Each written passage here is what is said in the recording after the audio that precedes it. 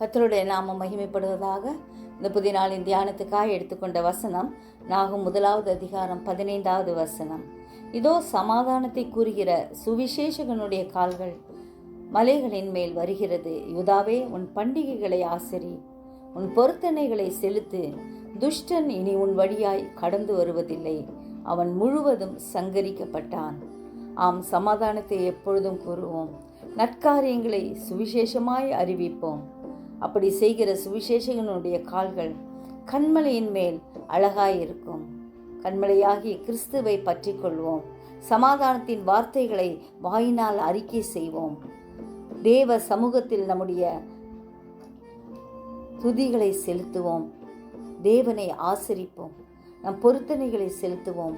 சத்துரு முழுவதும் சங்கரிக்கப்பட்டான் என்ற விசுவாசத்தோடு கூட நாம் முன்னேறி செல்வோம். கர்த்தர் நம்மை ஆசீர்வதிப்பார். ஜெபிப்போமா.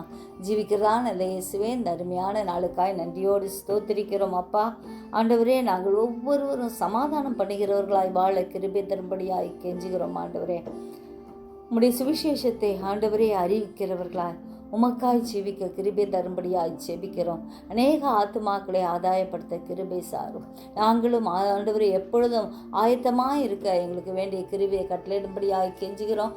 சிறியோர் முதல் பெரியோர் வரை ஒவ்வொருவரையும் ஆசீர்வதிங்க. தூரத்திலும் சமீபத்திலும் இருக்கும் உடைய பிள்ளைகளை வேலியடைத்து பாதுகாக்கும்படியாய் கெஞ்சுகிறோம்.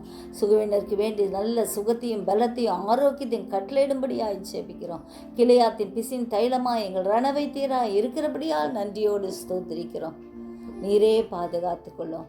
உடைய கரம் எங்களோடு கூட எப்பொழுதும் இருக்கும்படியாய் ஜெபிக்கிறோம். ஐயா, நீர் எங்களை வழிநடத்தும்படியாய் கெஞ்சுகிறோம். உண்மை நாங்கள் ஆண்டவரே ஒவ்வொரு நாளும் உண்மையான மனதோடு தொழுது கொள்ள கிருபை தாரும், வழி நடத்தும். இயேசு மூலம் ஜெபங்கேளும் பிதாவே, ஆமென்.